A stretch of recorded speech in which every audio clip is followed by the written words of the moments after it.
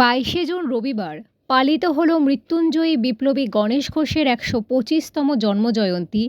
কলকাতাস্থিত বিপ্লব তীর্থ চট্টগ্রাম স্মৃতি সংস্থার শহীদ সূর্য সেন ভবনে সংস্থার সভাপতি লীলা পুরকায়স্থের সভাপতিত্বে অনুষ্ঠিত সভায় প্রধান অতিথি ছিলেন মাননীয় বিধায়ক শ্রী দেবাশিস কুমার।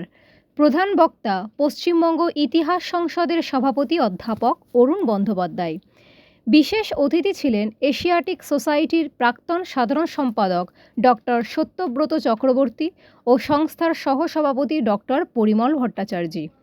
বক্তারা বিপ্লবী গণেশের বৈপ্লবিক কর্মকাণ্ড, ভারতের স্বাধীনতা আন্দোলনে মাস্টারদার নেতৃত্বে চট্টগ্রাম যুব বিদ্রোহের গুরুত্ব ও অবদানের প্রসঙ্গ বক্তব্যে তুলে ধরেন।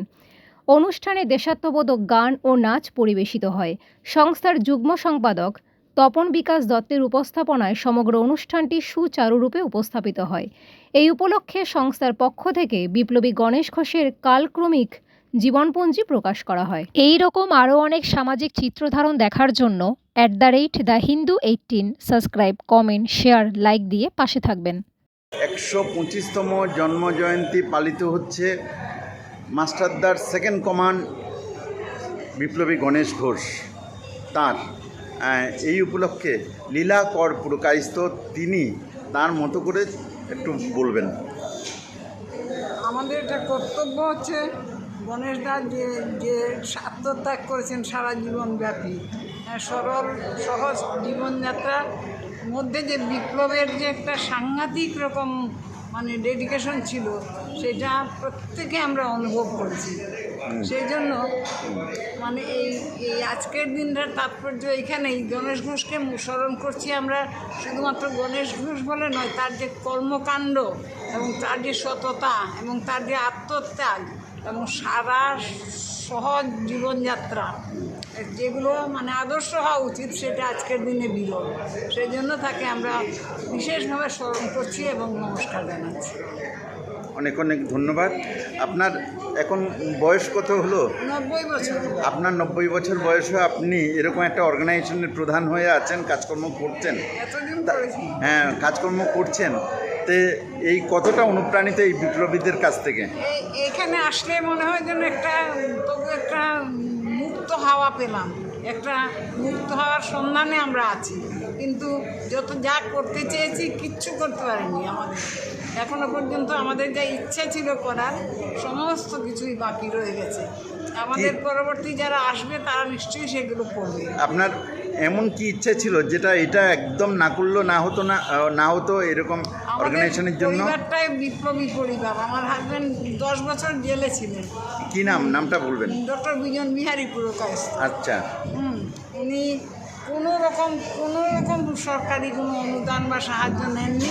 উনি দারুণ খুব প্রচণ্ড ভালো ছাত্র ছিলেন, সেই জন্য জেল থেকে বেরিয়ে এসে অধ্যাপনা করতেন। আপনার নামটা একটু বলে দেবেন? লীলা পুরকায়স্থ। লীলা পুরকায়স্থ, হ্যাঁ।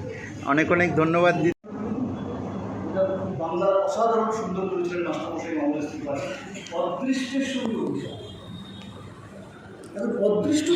অদৃষ্ট তো অজানা, তার সঙ্গে অভিশাপ, অজানার সঙ্গে অভিশাপ তৈরি করতে হয়। ইতিহাস অজানা। 47 সালের 14ই আগস্ট আমরা জানতাম না 2025 সালে অদৃষ্ট। সত্যি কথা বলতে গেলে অদৃষ্টের সঙ্গে অভিশাপ করে আমরা এতদিন এবং এই যে অদৃষ্ট নিত্য পরিবর্তনশীল। সুতরাং 1947 সালে 2025 কীভাবে আমরা এখানে, সুতরাং আজকে ওই অ্যাকিউজ করে কোনো লাভ নেই। এটাই হওয়ার কথা। এখনও আমরা জানি না 2050 সালে কী, 25 বছর পর। এটা আমাদের অদৃষ্ট। আরও অনেক দাসকেও আমাদের সবার পক্ষ থেকে, মঞ্চের পক্ষ থেকে আন্তরিক স্নেহাশিস শুভেচ্ছা ভালোবাসা জানাই। যারা আমাদের সঙ্গীতের সঙ্গে যুক্ত ছিলেন, শিল্পীরা মাইকের সঙ্গে যুক্ত, শব্দ, সাউন্ড, আলো, অন্যান্য সমস্ত এই অনুষ্ঠানকে সুন্দরভাবে সার্থক মণ্ডিত করে তোলার জন্য যারা উপস্থিত ছিলেন, দীর্ঘক্ষণ আমাদের সাথে ছিলেন, তাদের সহযোগিতা আমরা আজকে এই সভায় সাফল্যমণ্ডিত করতে পেরেছি। এই যদি একটা দুটো ইট আমরা 60 জন মানুষ কয়েকদিনের জন্য অন্তত দেশের একটা অংশ স্বাধীন করে জাতীয় পতাকা উত্তোলন করেছিলেন।